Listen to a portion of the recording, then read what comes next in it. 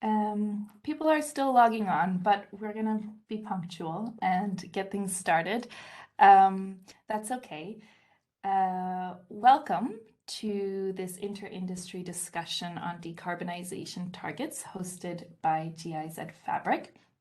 I'm Kim van der Weert and I'm your moderator for today. And on behalf of GIZ FABRIC, it's my pleasure to welcome you.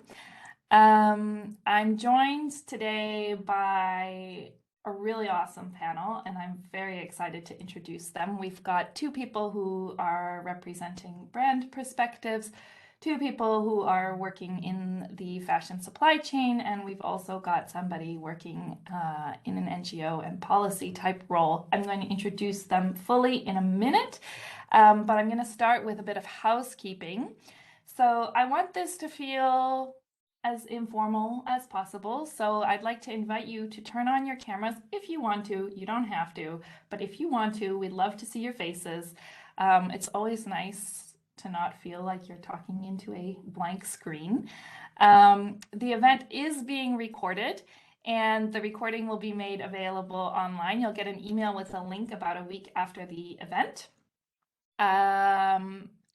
The next thing is you are all in listen-only mode, except for the speakers, of course. And if you want to ask a question, please do so. We want all your questions. Put them in the chat box, and I will try to get through them either during the conversation or later on in the Q&A. We'll have about half an hour for Q&A at the end. And if your question is for a specific speaker, please let me know that so that I know who to pass it to. And last but not least, there's going to be a short survey poll at the end of this event, the link to which will be put in the chat box as well. Please take the time to fill it out. I know you're all really busy, but otherwise we can't make this content more relevant and better for you. So that's it on the housekeeping front. So I want to, before I introduce the speakers, I want to just briefly cross-check about why we're here and what this panel today is all about. As we said in the invitation, you know, a lot of brands have signaled their commitment to keep climate from warming more than 1.5 degrees Celsius by publicly putting their names to science-based climate targets. The Sustainable Apparel Coalition, which has over 130 members, has committed its members to 45% reduction in emissions by 2030. At COP26 back in November, 130 companies joined in an announcement that they would reach net zero emissions by 2050. But of course, the critical question is, how are we going to get there? And I want to share a quote that was in an article written by Alden Wicker for Wired last November. And it goes like this, and I quote, "Forget swapping in energy-efficient light bulbs in retail stores. According to the World Resources Institute, 96% of a fashion brand's footprint is in its manufacturing supply chain. In other words, it's the factories and, to a lesser extent, farmers who grow cotton and raise sheep for wool and cows for leather who will have to do the work so brands can reach these lofty, well-publicized goals." So it's for this reason that we thought it would be quite exciting to put together a panel which represents different positions from the fashion supply chain to have a bit of a candid conversation about this. So on that note, I want to introduce our speakers, and I ask you to just wave so you can identify yourselves. I'm going to start with you, Mitsuko. Mitsuko Wong is the sustainability lead and product and supply chain at Ralph Lauren. She is also the co-chair of the UN Fashion Charter's Low Carbon Manufacturing Working Group and a member of the steering committee. Bradley Abbott is an energy engineer by training. Where are you, Bradley? Yes. And he is a senior energy specialist with the Global Green Growth Institute, and he leads the Switch Asia Garment Project. The Switch Asia Garment Project is a cooperation between the Global Green Growth Institute and the Garment Manufacturers Association in Cambodia and the International Energy and Environment NGO GIZ, with the objective to improve competitiveness of Cambodian garment factories by scaling up investment in sustainable energy technologies and practices. We have Martin Su. Martin, wave. Martin is the Sustainability Officer at Yichain International, which is a fabric manufacturer headquartered in Taiwan and producing across Vietnam and China and Indonesia for over 20 years. Jeff Nichols. Hi, Jeff. It was employed by Nike for 27 years. He started out as a chemical engineer, as chemical engineering director, and most recently was the energy deployment director overseeing energy strategy deployment to the Nike supply chain. He's worked for Nike in Taiwan, South Korea, China, Vietnam, and Singapore. And last but not least, we have Zaki Salimi. Hi, Zaki. Zaki is the vice president of Crescent Bahuman, the first vertical denim jeans company in Pakistan. It's a purpose-built factory and a residential campus spread out over 600 acres of land and has an in-house recycling plant that consumes sourced post-consumer waste and internal post-industrial waste fiber. They are also Cradle to Cradle certified gold. On that note, let's get things started. So I want to start with something. I had discussions with all of you before this panel, and something that you all said to me in your own way, different words, but in your own way, you all said to me, and I think Mitsuko, I'm going to borrow Mitsuko's words because this was her phrasing, but she said, you know, targets are global and action is contextual. And all of you guys expressed in some way, shape, or form the importance of context to our decarbonization goals. So how a manufacturer or any company really goes about burning less coal, oil, and gas depends on a bespoke cocktail of things, including but not limited to climate, geography, infrastructure, economic viability, and politics. So Mitsuko and Jeff, I'm going to ask you guys to kick things off and share a little bit. You know, a couple of weeks ago, we had a supplier meetup on this same topic, and George, our tech support, will put a link in the chat for those of you who want to know more about that. But one of the things that was put up on the table was that we lack context-specific roadmaps for achieving global targets. So I'm curious your perspectives. Do you agree? Do you disagree? Is there generally an awareness or acknowledgement of the need for this within the industry? And Mitsuko, I ask you to go first. Sure. Thanks, Kim, and thanks again for having me. Very excited to be here. So to your question, I think our industry collectively have been for more than a decade working on exactly that. So really transforming the global climate ambition targets and putting that into action within the value chain. So in order for us to do that, context is really critical, and there's no one size fits all solution. So we have global goals and objectives that require local yet scalable solutions, right?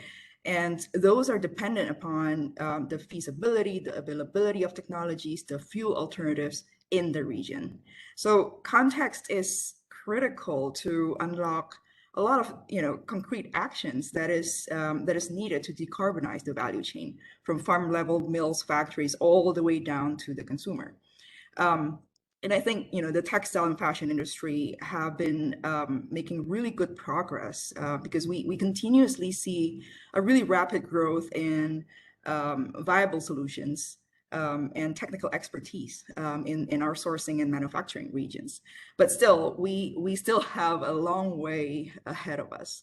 So what we need to do is we need to really further unlock our common barriers, such as investments, traceability, data, skill sets, technical know-how. All of that is needed to really accelerate and scale adoption, be it coal, fossil fuel phase outs, renewable energy procurements, installations. And I think the climate impacts and economic growth needs to be decoupled. So we really need to redefine what growth means for a business and what are the necessary guiding principles and the course of actions for any business to adopt in order to sustain and operate in the future.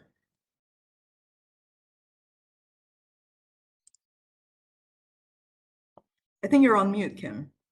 Yes. Thank you. I said, okay, there's a lot. Thank you. I said, there's a lot there, and I definitely have some follow-up questions, but I want to give Jeff a chance to answer as well before I do that. Yeah, so I agree with what Matsuko was saying there, that the roadmap that's needed to reach targets needs to be relevant to the region, to the supplier, how mature they are, what the specific operations they have in their operation is doing. It all needs to be tailored to that supplier. So I think I'm thinking there's three main areas that the brands can do to try to help unlock these issues, to enable suppliers to decarbonize. And the first would be to develop a deep, meaningful relationship with suppliers, not a fly by night. I'm going to shop around and find the cheapest supplier of my t-shirts. I've got to establish a relationship with the supplier and give them the confidence they need to be able to make some of these more risky financial investments, the longer ROI investments that are needed to decarbonize their operations. So if they have that strong relationship and surety that the brand is with them for the long term, then they will be more willing to make those more risky investments. That's the first thing I think brands need to bring to this, to try and improve the supplier's ability to decarbonize. And then I think they need to get together, brands with each other. A lot of the things with textiles, the solutions, the technology solutions are pretty much well established and applicable anywhere. So if brands can come together and say, we're going into, say, whether it's Vietnam or where it is, and we're going to drive coal elimination, for example. If they do that en masse together, the suppliers all get the same message. So they're not trying to go coal elimination for one brand and putting in low liquor ratio dye tanks in for another brand.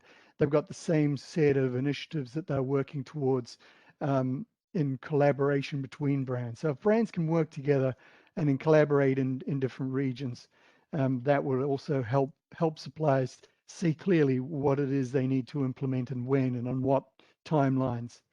Um, and then the third thing that brands can really bring to the table is leveraging, getting together on advocacy to drive regulatory change.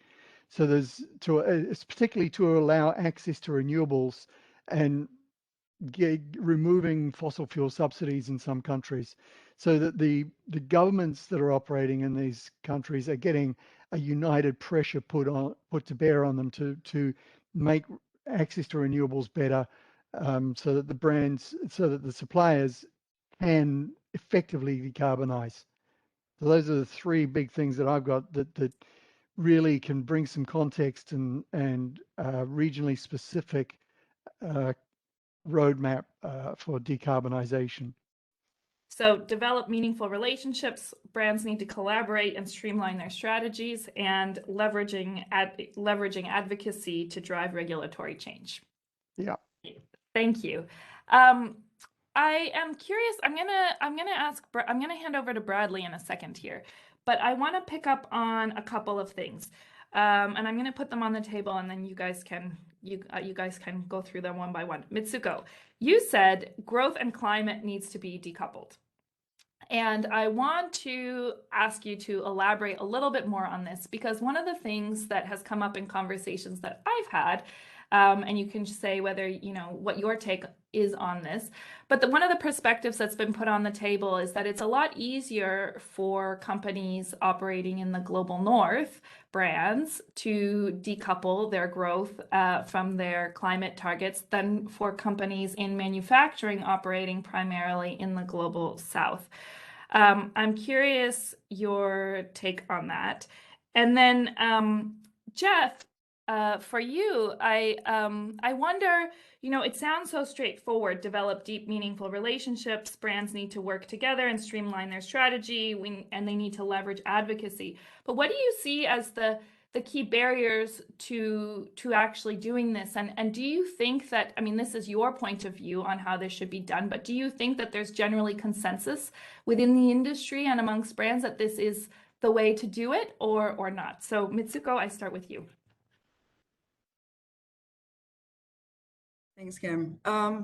Yeah, I think, I think climate target and roadmap that are developed at different levels in the value chain, and and each organizations that are within that value chain as well, do require different approaches, right?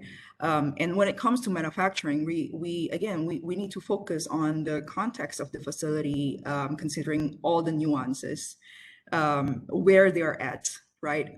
Their setup, their equipments, workforce, their processes, their resource usage model, level of management capabilities, and so on and so forth. So in our experience, even facilities owned and managed by the same business group can differ greatly in one or more of these variables. So it is really difficult to define what equal effort means when you operate in a very different macro environments and you have very different build. So for a manufacturer to set a credible target, the global industry's direction and ambition level and the percentages that are right now being sort of set forth through a lot of the coalitions, right?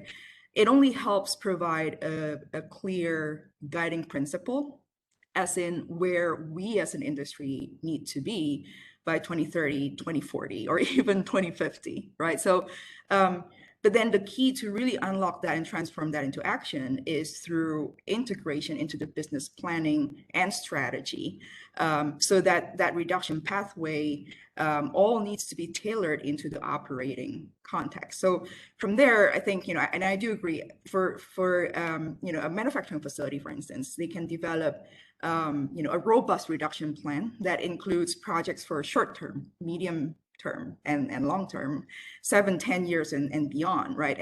And this is something that that can be reevaluated periodically to make sure that it's up to date, based on the developments in their business strategy, available energy resources, technology, as well as their own progress. So what we found in our experience, even the most advanced and efficient manufacturers have reduction opportunities to explore and implement because equipment ages, right? And new technologies emerge.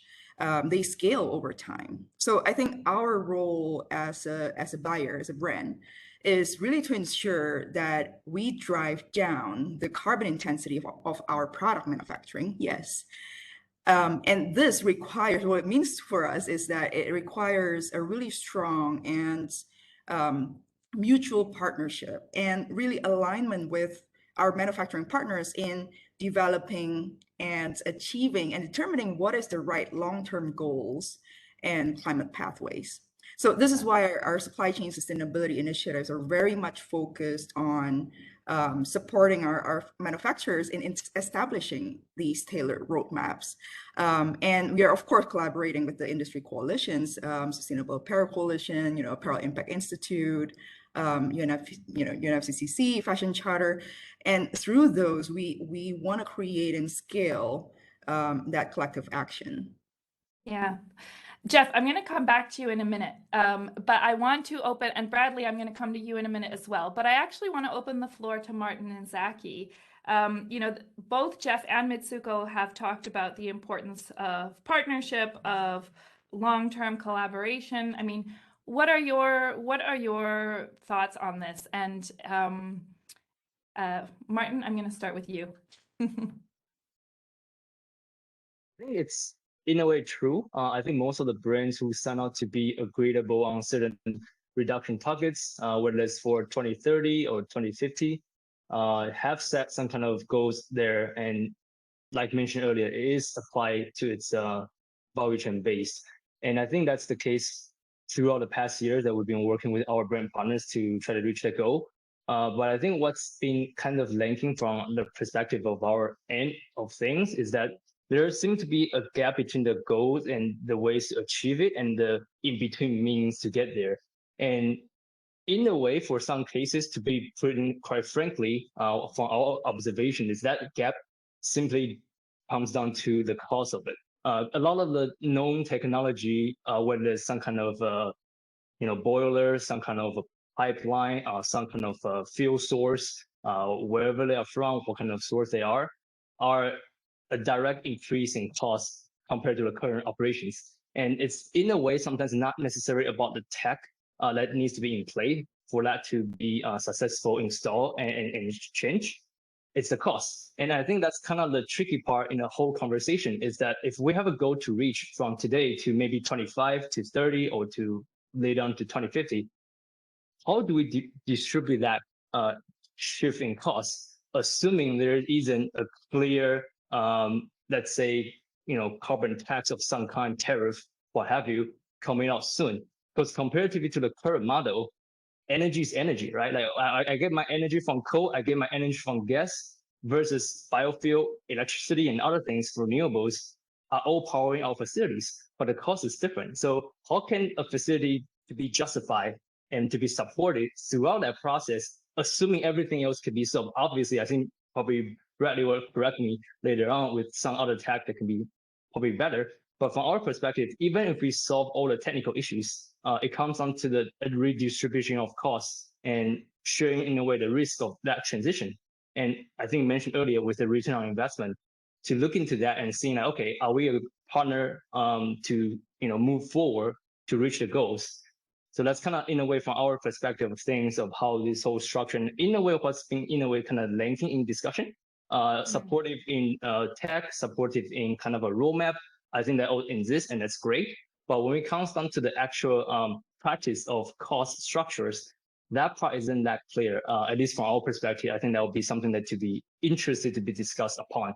And just quickly to touch on also the growth and climate topic, I think that's also very interesting from our perspective as well, because we are also as a manufacturer seeking opportunities to look into what if we can still earn the same profit by producing less.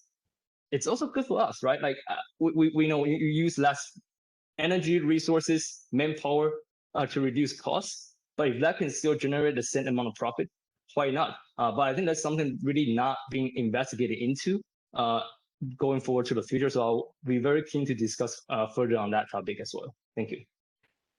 Zaki, I'm going to hand over to you, and then Bradley, I'll come to you because I know that you have some thoughts on this as well. But Zaki? Thank you, Kim. Yeah, so as a manufacturer, as a third-party manufacturer, I think we started off making denim jeans, or everybody starts off making a certain product. But through the evolution, I think we're 27 years old as a company. We morphed into a technology company because there was a tech requirement. We became an energy company, and now we're an environmentally sustainable company. I mean, so we've seen, however, raw material prices keep on creeping up. Selling prices are owned and operated by the retail and the brand mechanism. So we see that we've morphed into a number of different companies, and basically my point being that there are certain areas that we need to collaborate and work as a coalition, and less as a buyer and a supplier. Because in a buyer and supplier, we've seen this throughout the evolution. I mean, there are needs, and the supplier has to fulfill those needs. So I'll give you an example. I've been in the industry 22 years. We used to get a tech pack, and we used to have to manufacture the tech pack as per the specifications provided. So today we don't get a tech pack. Today we get I would say a storyboard. So from that storyboard, us as a third-party manufacturer have a design team in-house that have to take that storyboard, interpret it into product, starting from the cotton source to the fabric to the type of styles and everything. So we basically have replaced tremendous number of components that the brands once upon a time were responsible for. So they had most of this in-house. So I'm not gonna go on that tangent, but I want to bring this back to the point that Jeff mentioned: deep, meaningful relationships. Yes, they do pay off. Giving If you the I look, trust to develop your product, their yes, product for them. indeed, and they do pay off. So if we look at the spectrum of buyers and retailers and brands out there, they're all across this chart. You know, you have those who are going to sign up on pretty much everything you put out there, and there are those like Mitsuko's company that are actually going to go into the depth of it and take their vendors along on the journey. So I think they need to be also evaluated because everybody is up for the ride, you know? I mean, so if everybody's talking COP26, you know, everybody wants to be on it, but who actually is getting manufacturers to help reach that goal and be on that journey? So out of 10 clients that we may have, without naming anybody, I think one client basically, or two clients that we have, do represent those deep and meaningful relationships, and they do understand issues such as growth and climate and how to decouple them. So the intricacies and the understanding is extremely important. So we see everybody on the bus. So I think there should be a coalition. So when we saw this need as a manufacturer, there is an organization in Pakistan that came up, Pakistan Environment Trust, and they came up with a net zero coalition. So there is a lot of learning that is yet to take place. I mean, just like Martin mentioned, machinery ages. I think it was you, Mitsuko, and you can't always replace that technology. I mean, the costs are exorbitant. Yeah. I mean, as a 27-year-old manufacturer. I want to turn to Bradley. Thank you, Zaki, because I'm a former garment factory manager myself, and I hear all this talk of partnership. I'm going to be the skeptic in the room because I hear all this talk of partnership. I hear all this talk of collaboration, and to be honest, like, I don't know, I'm kind of like tired of these warm and fuzzy words because my perspective on this is that, at the end of the day, like, we as the garment factory, we're disproportionately assuming the financial risk and the associated with production. We were fronting all the costs of people and materials 6 to 9 months before we were getting paid for them, but also, that then made it very easy for the brands that we were producing for to refuse inventory and to come up with ways of refusing inventory.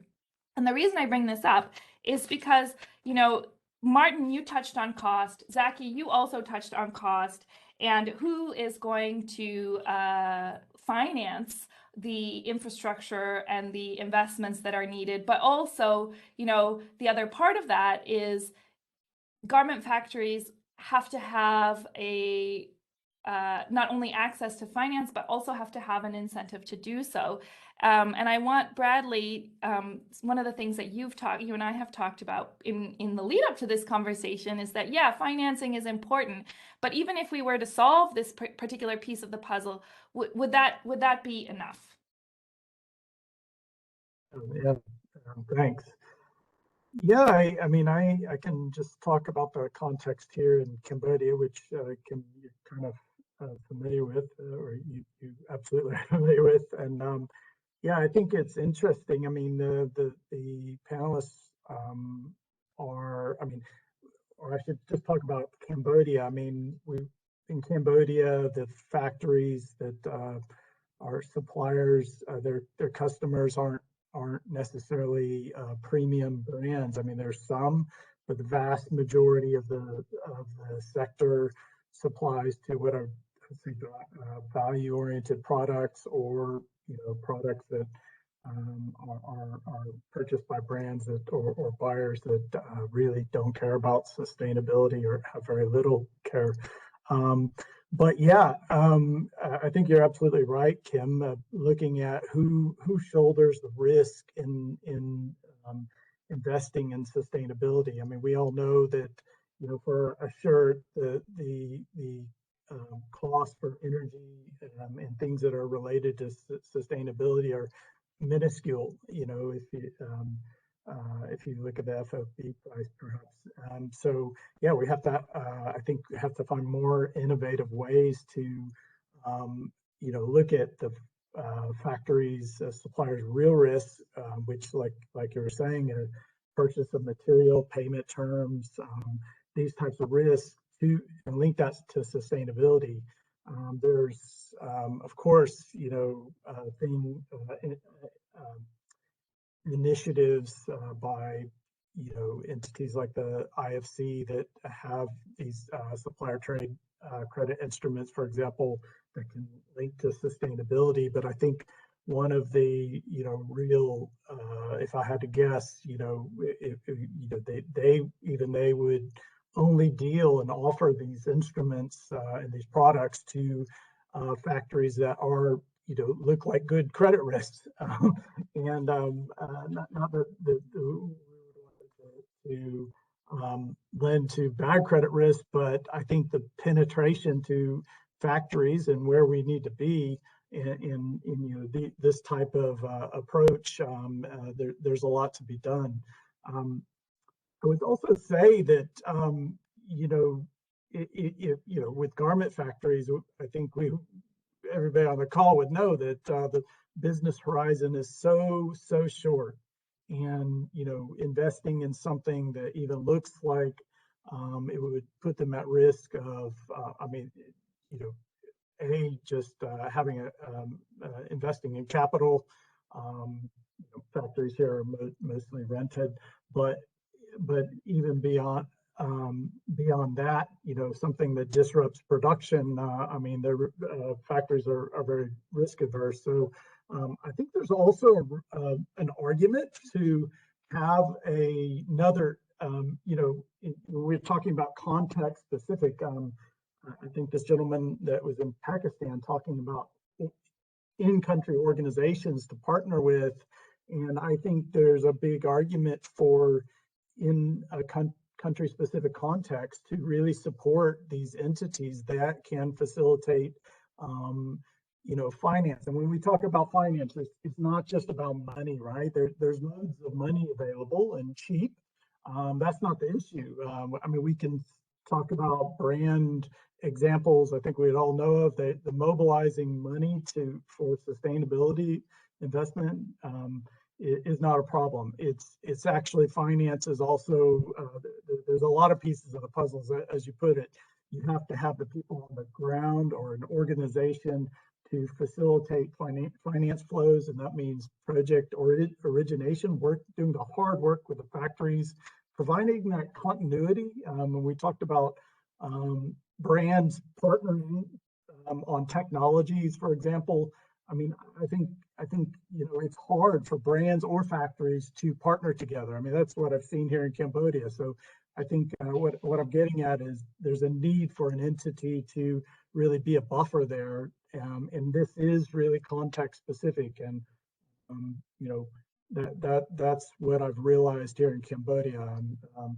You know, the manufacturing associations, they're not necessarily that entity. It needs to be even a different entity to get the momentum in climate investments going.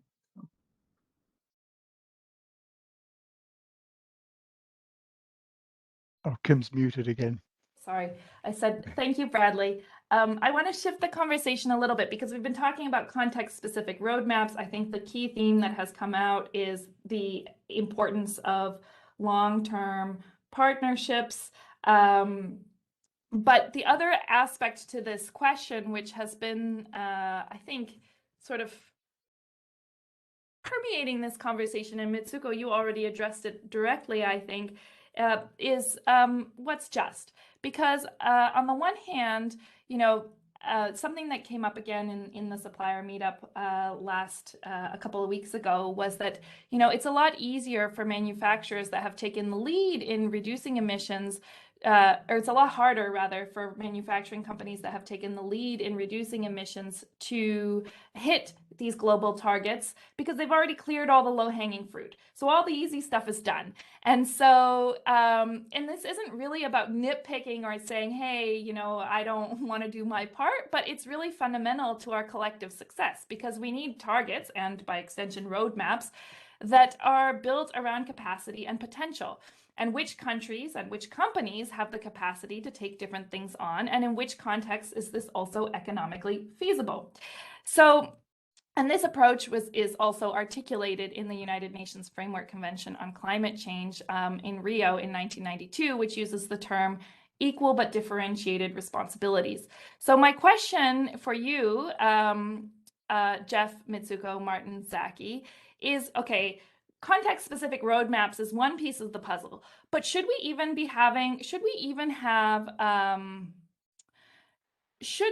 have absolute targets, or should targets be set based on the level of effort required to reach them? And if so, how do we define or quantify equal effort? And I'm going to start with Jeff. So I think when you say equal effort, I'm really reading that to be financial risk. It's a lot like what Martin was saying about the cost. I think he's referring to his operation is going to be maybe 80% thermal energy, which is, if he converts that to renewable, it will be a major cost. And a part of that cost that's coming in is the subsidies that are on coal and fossil fuels in Indonesia. I think he's got operation there, and in Taiwan, both of them subsidized coal. So it's cheap for him to use coal for making that thermal energy, but it's really hard, high risk, cost driver to change that to a low carbon alternative, because it's just going to be economically unfeasible at the moment for him to do that, unless there's some sort of pressure put on those countries to move regulations to allow suppliers to decarbonize better. So I think we don't really have a choice any longer to get away from absolute targets. We've run out of time to really have the ability to cherry pick who's going to decarbonize more. We've all got to decarbonize. All industries, all countries, all supply chains. We just need to decarbonize them. So we really just have to identify where the barriers are to doing that and help the people in those, or the suppliers and companies in those areas, get over those barriers. And I think brands have got a big part of that responsibility to try and facilitate that in different regions. I don't know if that's really answering your question. I do agree, Jeff. I think there's still a need for an absolute target, because eventually that's the amount of emission, that's the amount of carbon that we need to get rid of, basically, right? So I guess or reduce or not emit at all in the first place. So in a sense, that is why I think, you know, in order for us to really understand and partner with our manufacturing partners in really accelerating and securing you know, the actions and the results that we want to see, is to first get visibility, really dissect and create that roadmap that is applicable to our manufacturers at a facility level. And as I said previously, I think if we help them first to set up that roadmap, and we can see very clearly what are the short-term priorities are, right? And the medium term and the long term, like we're talking about, you know, the end of the decade, right? We have roughly 7-8 years left. And within this time frame, we need to phase out coal. We need to rapidly increase renewable adoption. What are the, you know, what are feasible? And what are the barriers? And I think when it comes to investments and costs, right? without that roadmap, we have no visibility whatsoever of where the barriers are and help bring, and if we don't have that visibility, we can't help bring, you know, sort of more other external partnerships and solutions into this, you know, this roadmap and secure sort of the ability of our manufacturers to deliver them. So in a sense, our intervention will come from, you know, looking into what are the financing opportunities that are out there. Is there, you know, if the suppliers are getting trouble, you know, implementing, you know, their projects and their action plan, then, you know, can we help them secure the funds? Can we help them? How can we help them get financing? If there's, you know, if there's any possible way for us to get involved. But without that first visibility, I think it becomes really difficult for us to then strategize around that. Is it you know, is it the order size that needs to be bigger? Is it, you know, what is really the barriers there? And there's, yeah, go ahead, Kim.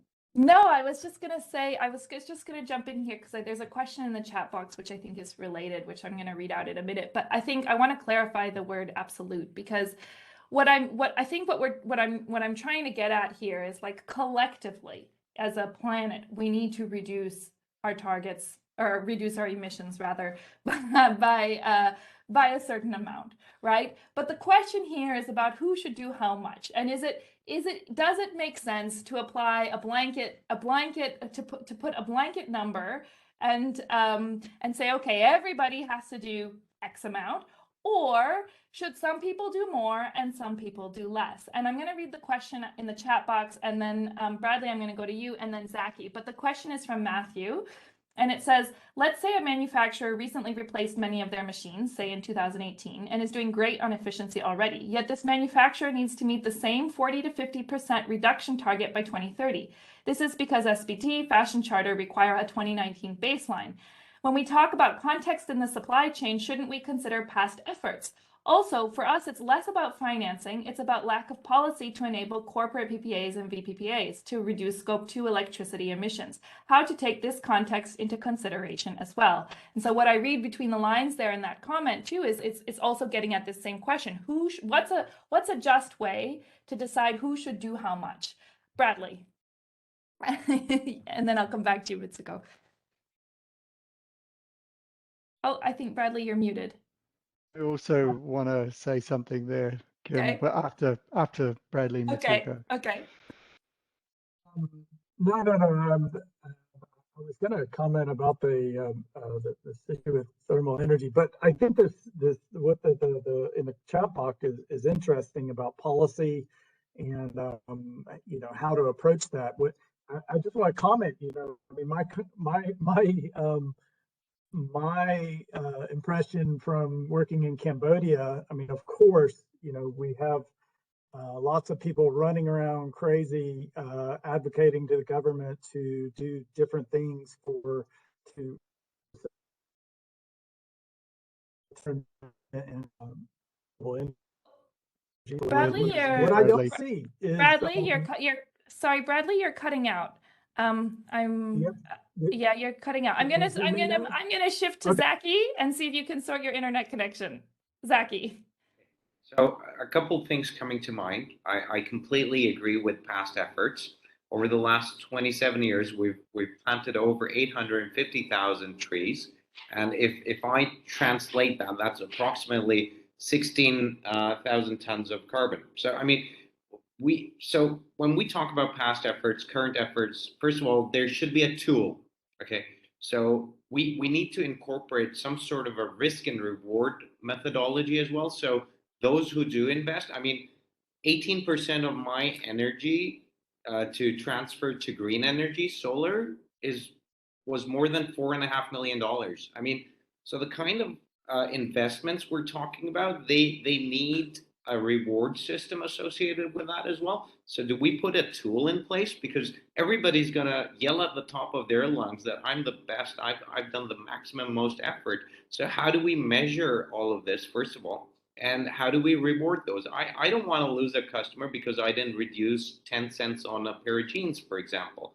I want to be evaluated on the proper methodology, that I've spent enough money putting in efforts that are sustainable.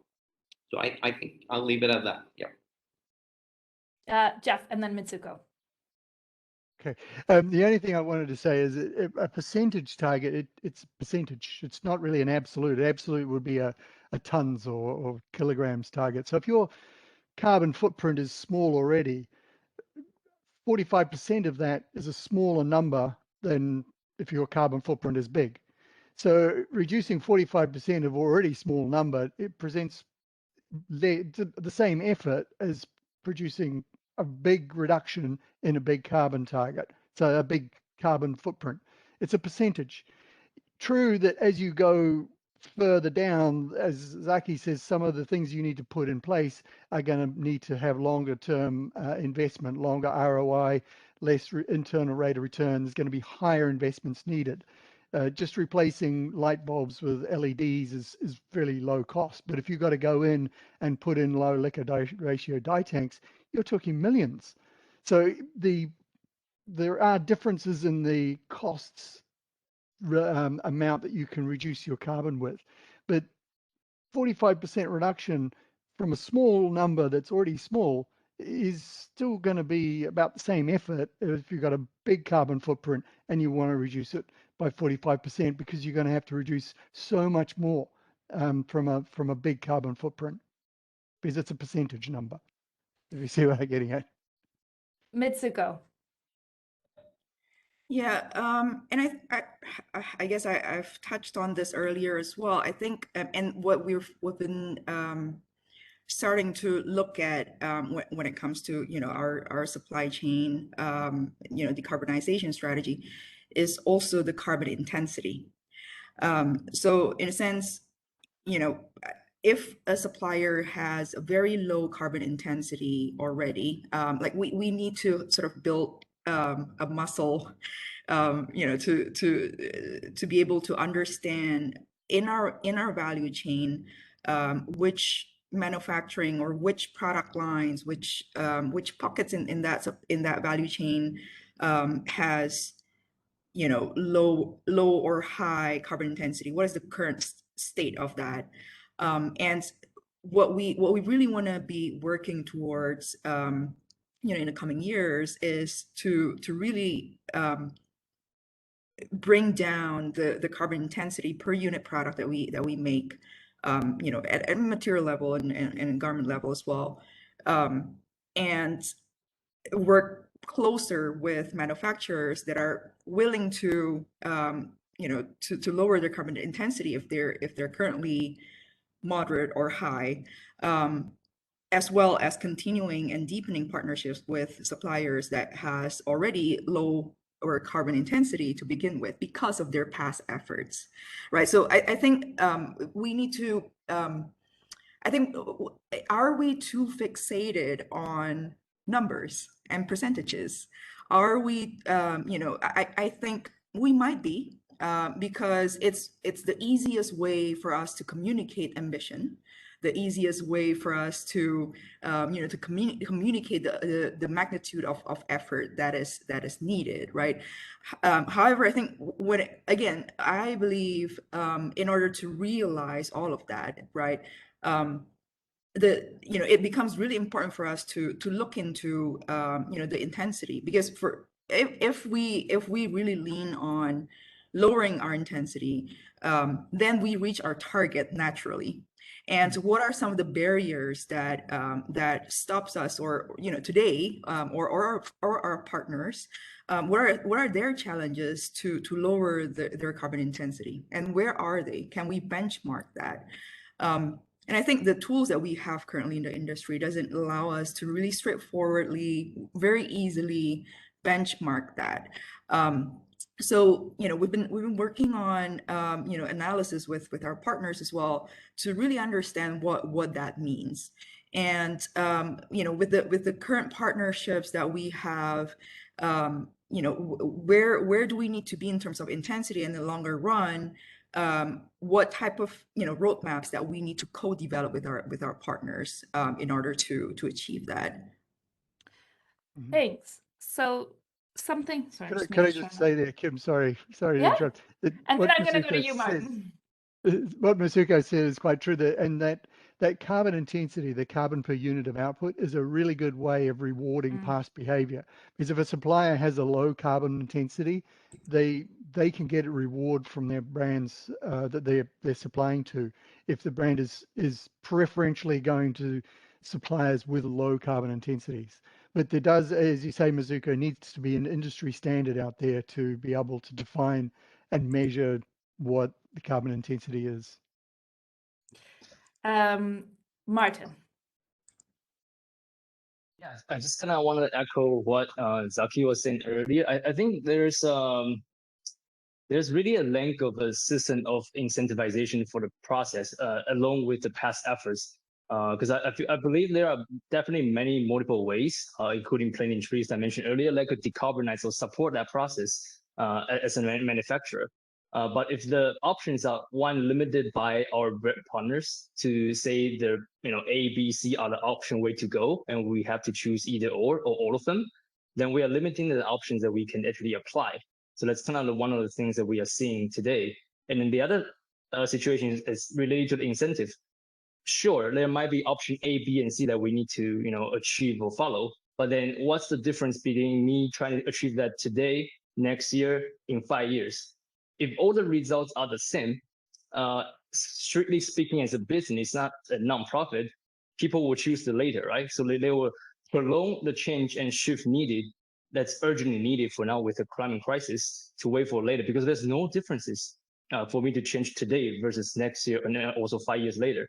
So the way we kind of see it today a lot of times is that there are a lot of goals being set up, but it will be greatly appreciated, I think, as a manufacturer side, whether it's about past efforts or what we're planning today or in the next month or year or so, to have a clear guidelines and incentivization to say, okay, if you reach this by next year, you have certain profit or you have certain kind of agreement or deepen the relationship. But I think that's something that's really not clear as of now for us to really push forward with more actions. And I think that kind of comes down to another issue with the current structure of businesses, that the people who are giving us these targets are the ones who are in the sustainability department or sector, or what have you, within the company, maybe kind of like the ones that are sitting at the table today. But there's another side of the table for the companies. They are focusing on sourcing, focusing on costing. They'll come to the supplier, come to the manufacturer, say, all right, Martin, what's the cost for this season or whatever? And then they'll be like, oh yeah, we're working on all these sustainability. They're like, oh, it's good for you, but like, let's talk about costs. And I have nothing to say. We have no power to negotiate because that's not the person's KPI. And if that's the case, it's very hard for us to negotiate and to build a long-term relationship to based on certain kind of incentive that could be, in a way, mutually beneficial. But because of the structure within the company, that may be difficult to reach that mutual agreement and conclusion. Zaki, I'm going to come to you, but Bradley, I don't know if are you there? Have you sorted out your connection? Yeah. Yes. Okay. I'll let you go to Zaki. That's okay. Well, if actually, you have a question, that's fine. I do. Because one of the things that's come up in the chat, and that is sort of, Mitsuko, I liked what you said about, that one of the barriers to actually having a conversation about this that maybe focuses more on, who has the capacity to do what and who has the potential to do what, from your perspective, is about visibility and data, and how can we benchmark where people are at to then have a conversation about that. And Jeff, you then echoed on with that, with the carbon per unit of output. But one of the questions in the chat box, and the other aspect to this, which is where I want to bring Bradley in, is, you know, we've been talking so far about the firm level, but there's a limit to what a single firm can achieve. And Jeff, you hinted at this in your opening remarks, but you know, the elephant in the room here is about how should brands and suppliers be trying to shape bigger picture questions around national infrastructure and energy policy. And what, you know, Bradley, maybe you have some examples of what this could look like, and maybe why there aren't, your thoughts on why there aren't more of them.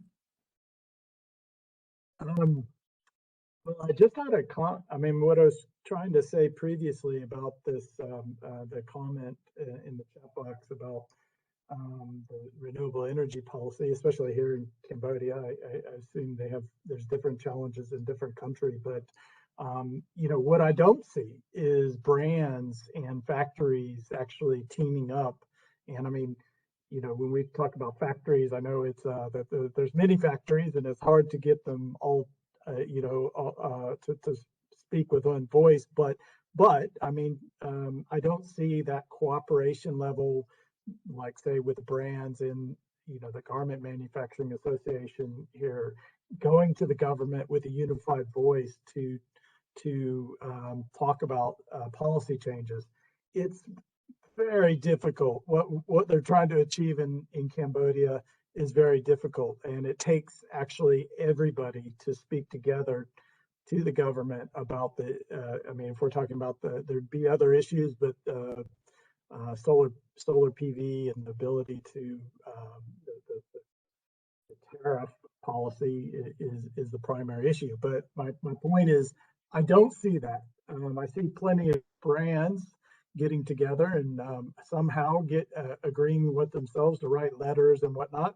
But I don't see the cooperation with the factory. So I think my point is, and it's not, you know, meant to be criticism. It's meant to be just making the point that, you know, things to change policy at the government level, it takes a loud voice and everybody together. So. And why do you think that's not happening? What's your perspective on that? Well, I mean, I suppose it's just part of how the industry works and business works by design. I mean, let's face it, brands. I mean, what Martin alluded to is, you know, the real deals with sourcing is going on in places far away, and it's mostly about, you know, can you give me this for $1 less, and it's a lot less about sustainability, for example. So, you know, that really sets the stage, I think, for the relationship between brands and factories. And I mean, again, on the call here, I mean, we have big brands and premium brands, but what we're really, I mean, what I'm talking about is more the average factory, about, you know, the vast majority of what we have here in Cambodia. How do you get them together with the brands to speak with one voice? And I mean, I can't say I have a great solution, but I can just say it's not happening, and it's an opportunity to move together on these issues. I don't really see even brands working together, to be honest with you. And I mean, I think that goes to my previous point of finding those more innovative ways, a platform to work together on climate issues. I mean, this issue about thermal energy and the technology solutions. I mean, we have brands that have massive amounts of money, but I don't even think the brands together with the type of technologies that are required to decarbonize can do it. So who would do that? And I mean, I think we could admit that it would take everybody together to get these transformations going that are required to decarbonize. Yeah. And this kind of gets at the last thing I want to talk about, which is like, what kind of conversation do we need about this? And I'm going to say more about what I mean by that in a minute. But before I go to that, Zaki, you had your hand up. Was there still something you wanted to say on this or not? I just wanted to quickly add another dimension, a mini dimension, which is basically totally agree with the the product lines that probably have the least carbon or impact. I mean, however, there is a disconnect within that as well. So we've been working on a lot of innovations that consume less energy, consume less water, chemicals at a very minimal, got 6.0 certified. Um, However, when the buying teams are not in tune with the sustainability strategies at brands, then you basically keep on innovating without any adoption. So that's another dimension to that. I mean, I understand there are limits to innovation. However, that people need to take decisions and need to adopt product at levels which are sustainability driven rather than aesthetics or buying sense. So there is that dimension that needs to be addressed as well. Thanks. Okay. Yeah. I think, All right. sorry, I think Go ahead. Martin said the same thing about to be effective, a brand has to have sustainability in all of its functional areas. If you have a purchasing team going to a supplier asking for a lower FOB, even independent or totally ignoring the sustainability targets that are required, then it doesn't get it. Then all the decarbonization efforts don't get anywhere. You've got to have sustainability embedded in all parts of the organization so that you don't get those disconnects between purchasing and sustainability targets. Sorry, Mitsuko, you look like there was something you wanted to add. Is that true or not? Yeah, just quickly. Go ahead. And that is exactly what we're working on, Jeff, because ultimately how we are benchmarking our suppliers' performance, where they're at in the decarbonization journey, that needs to sit together with other business KPIs for that particular supplier and help inform the continuity of the business relationship and the growth and all that. So I think that's truly very important, and it needs to sit together with business, logistics, cost, quality, performance. And it all comes together in one set of people call it scorecard or KPI or evaluation performance, anything, whatever they whatever name they use.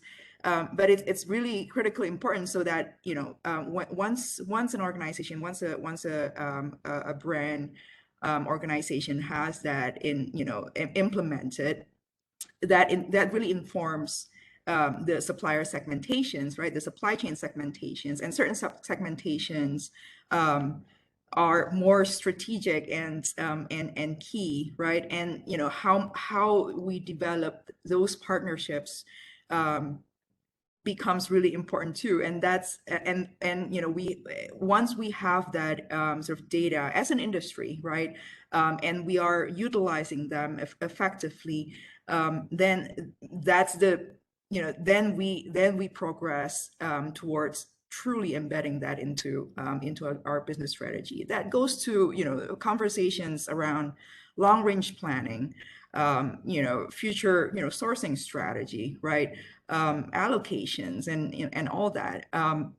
So we as a company are working on that, but I think there's a greater I think opportunity at an industry level where we can actually look into what are some of the best practices in those and securing the win-win partnerships in our supply chain, so that there won't be conversations and negotiations in silos, because the carbon cost needs to be considered as well.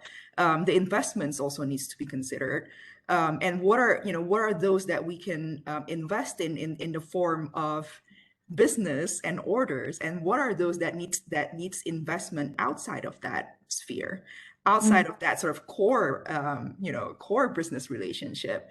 What are some of the investments that we need to make to unlock a lot more opportunities that are currently untapped?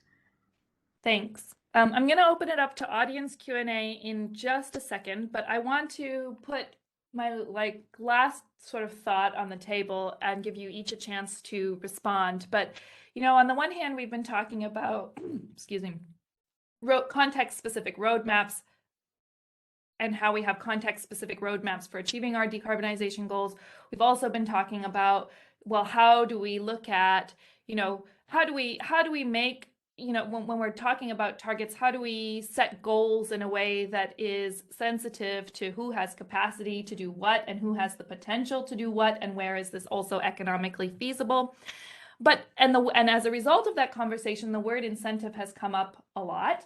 And I kind of wonder, one of the sort of closing thoughts I want to put on the table is like, if we zoom out even one layer further, you know, are targets even the best language for talking about decarbonization? And I want to give you an analogy. You know, let's say you have a marathon and targets are like individual runners saying how long they think it will take them to cross the finish line. But all the people running the race have different physiques, different levels of potential and ability. And inevitably then some companies and countries will be left behind. And there was a question about this in the chat box as well. But that's the key. When it comes to climate change, we either all win or we all lose. So how do we have a conversation that shifts the focus away, or do we need to have a conversation in a way that shifts the focus away from how quickly individual entities aspire to cross the finish line and instead focuses on how do we get everyone to the finish line? And I know that's a big question, but I want to give you each a chance to respond, and then I'm going to put some of the questions in the chat box on the table. So I'm going to start with you, Martin.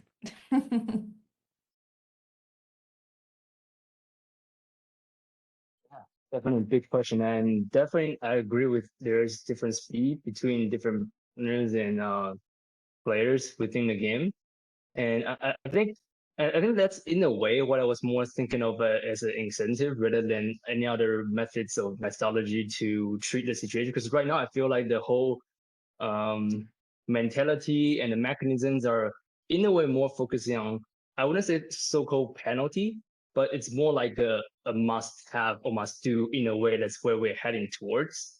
But not so much as like, okay, how can we, you know, if there are people who can run faster, why don't we let them run faster so we can spend the time and resources on the one that's slower, or get the people who are already ahead to support the one in the back.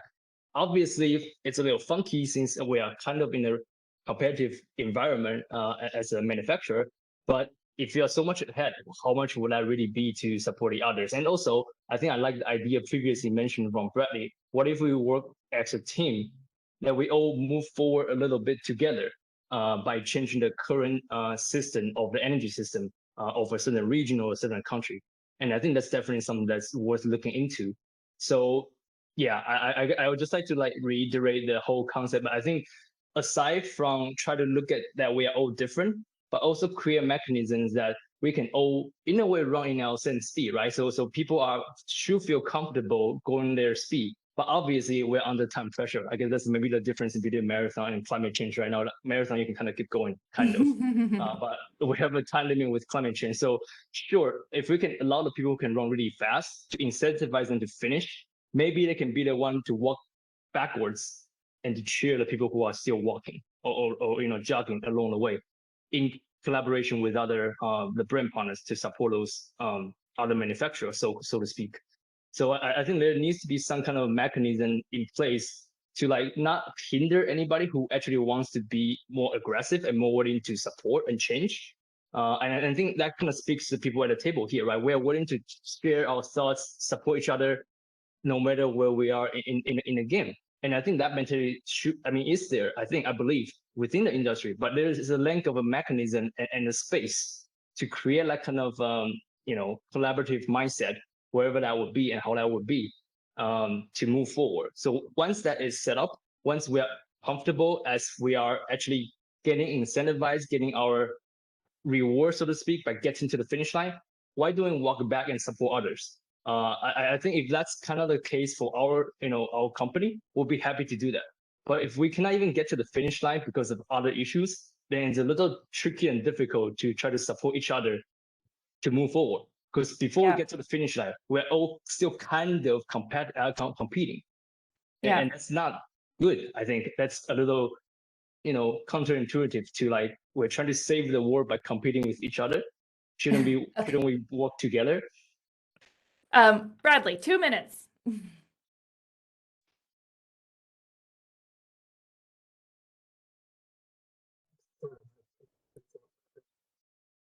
Yeah, I again go back to the need for like Martin was saying, collaboration. And I remember what I was going to say. I mean, at the end of the day, like countries like Cambodia, companies are still doing business there for a reason, right? Cambodia, for example, might not be so sophisticated as and enabled to make these environmental sustainability transitions like the market would like, but companies are still doing business there. So I think there's a sort of this obligation by, somehow from the fashion sector to work with countries like Cambodia to bring them forward. I mean, I know that sounds naive from a business standpoint. I mean, I'm sitting on the phone with a lot of sharp business people, but I mean, at the end of the day, I mean, if we believe the house is on fire because of climate change, things have to change, be different, and a lot more collaboration on things that can be agreed upon. I mean, whether it's technology, like just the issue with carbon credits and aggregating projects together and funneling carbon finance. That is a huge issue. That takes collaboration and maybe an entity to do that together. It can't be just one brand or a factory. It has to be together. So I think there's a big argument for much bigger level of collaboration on things we can agree upon. Mitsuko, what's the barrier from your point of view to having a more collective conversation? I think to your question, Kim, I think the point is not really about how quickly, an organization reaches the finish line. It's rather more about the impact creation. And I think there's no definitive finish line in climate and in decarbonization and sustainability. We can set time-bound targets. We definitely can, and we will continue to carry that sort of growing responsibility of making really lasting and positive impact and not regress down the road. So to me, there's no definitive finish line there. What we need to really identify is in terms of impact and long lasting positive impact is how much do we need to do in order to get where we need to be by 2030, 2040? What does it mean for our own organizations and our partners? How do we take that and transform the way we do business? And then again, how do we use that to really inform and develop partnerships going forward?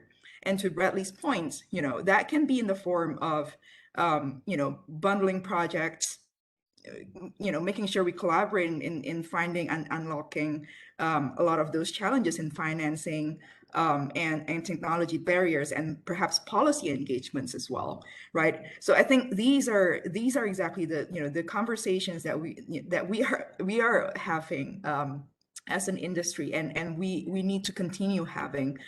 So in terms of conversations, we are there, but there's still a lot more that we can do.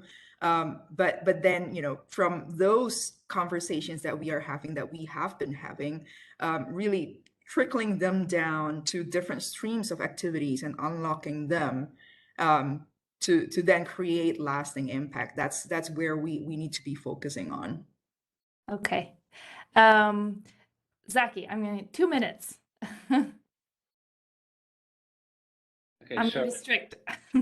Indeed. I'm going to share a quote. Pakistan contributes to less than 1% of global warming, yet it is ranked 8th in terms of highest risk countries due to global warming. So if we look at that statement itself, we see things happening around us. You know, reality knocks on our doors. We have glaciers melting at such a fast-paced rate scale. So it hits home, right? And I think that's what's happened in Pakistan. So we're going towards pretty much all levels of collaboration, coalition building. It's a necessity for people for whom it's hitting home and hitting fast. So for us to participate in actually helping build Pakistan Environment Trust net zero, we don't.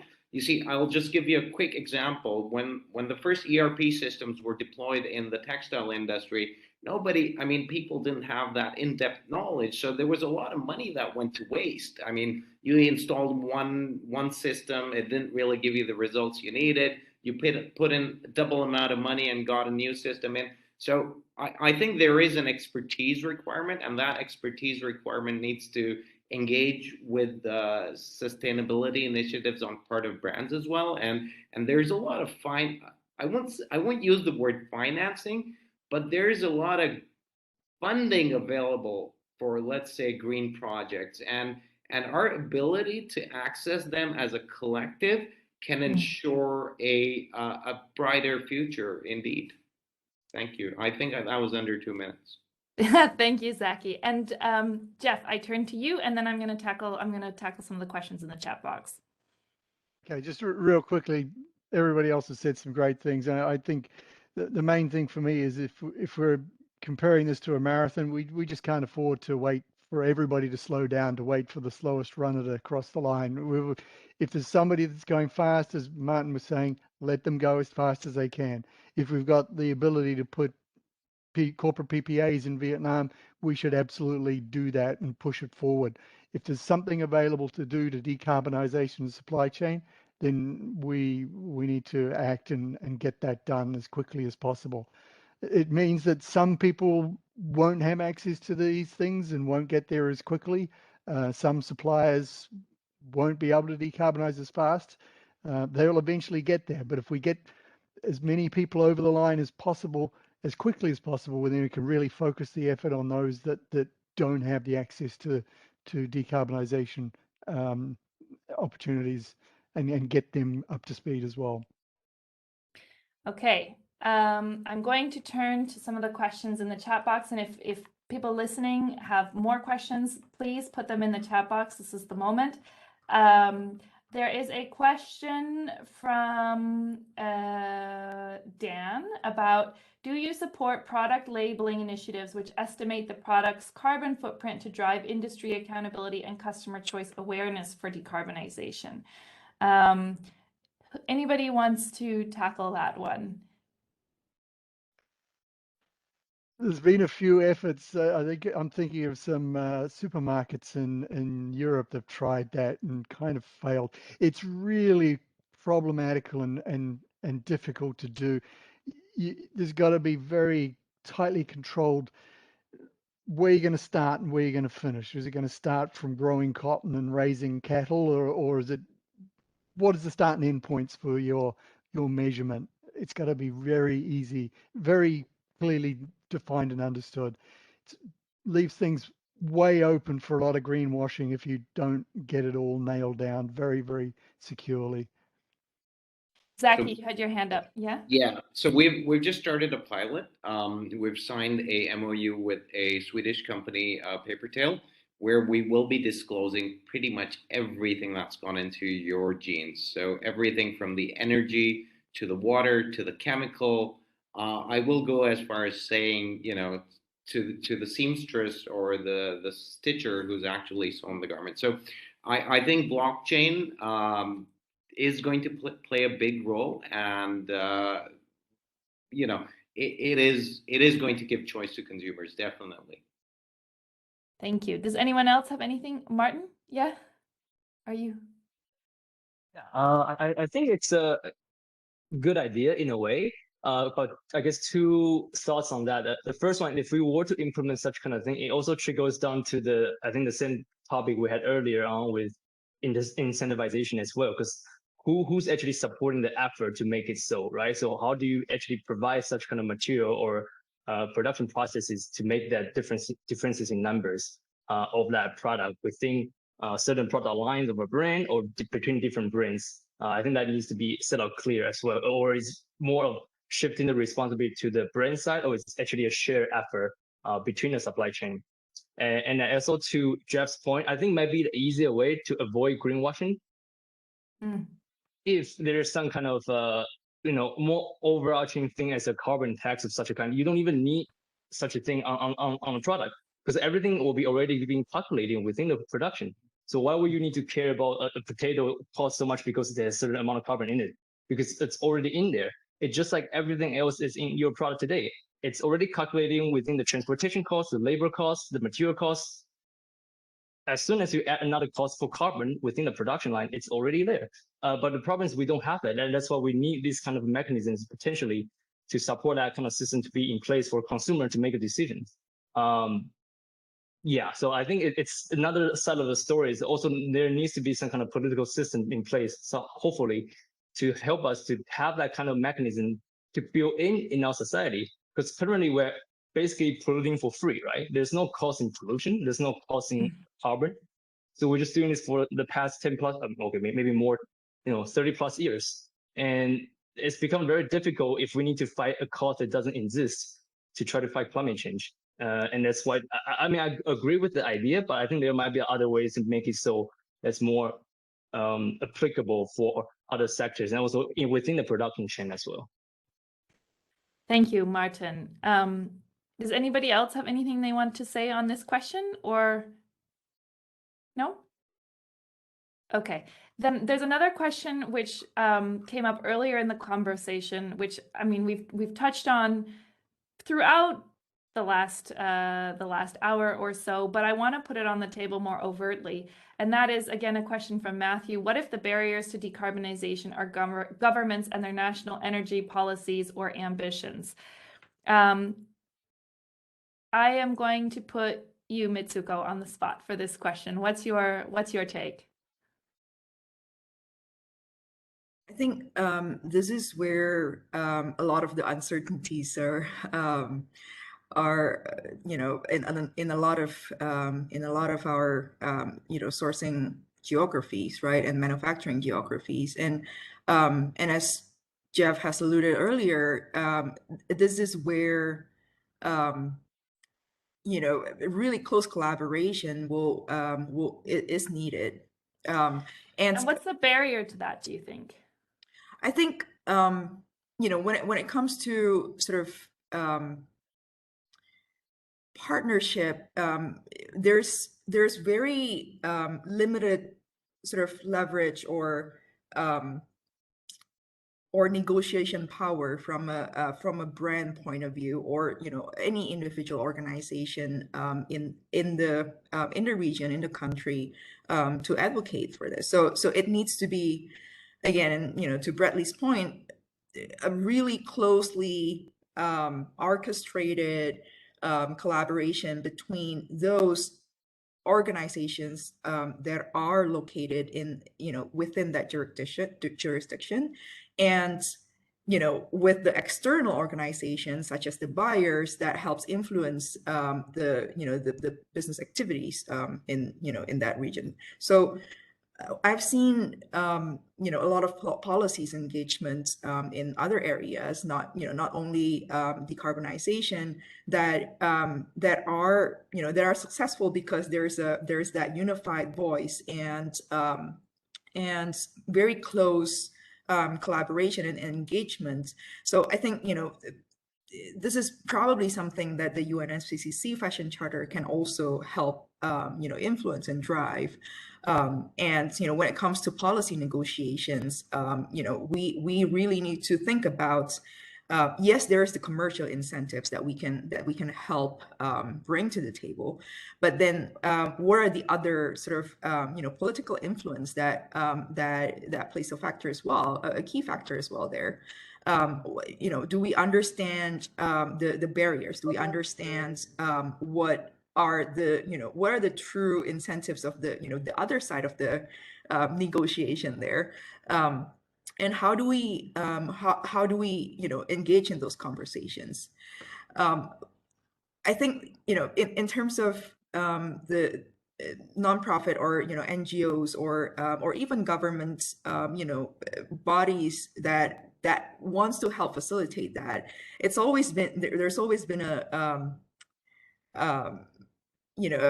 barrier of some sort in terms of the others that needs to be on the table, but they're not there. So I think that's where that's where we run into a lot of challenges there. But if we really want to, if we, again, like if we focus on what we can do, of course, policy plays a role, but there's still a lot of the other, activities and interventions that we can really focus on delivering whilst we are working on, the policies and engaging with the key stakeholders there. Okay. Yes. And thank you. I think that's in a way a nice note to end on, because it's like, it's not either or, it's yes and. So I want to thank you. We're just about wrapping up, and so I want to thank each of you, Mitsuko, Zaki, Bradley, Jeff, and Martin, for sharing your time with us today. This was a really I think a really interesting conversation, and brings people together that I think don't necessarily often get a chance, at least on these kind of public platforms, to have this kind of conversation. And so I think maybe it's a very humble, modest start, or drop in the bucket when it comes to having these kinds of more collective conversations. I also want to thank George, who is doing all of the IT for us behind the scenes. And he has put a link to a survey in the chat box. So please fill that out. That helps us make better content for you. And the last call to action is for any suppliers that are tuning in. We are going to be taking this conversation forward in our next supplier meetup, which is on the first Thursday of June. And again, the link to that is in the chat box. So I think, unless there are any other burning desires or closing remarks, I want to thank you on behalf of GIZ for tuning in, and we really value your support. And once again, thank you to the panelists, without whom none of this would be possible. That's all from me, and until next time, thank you very, very much.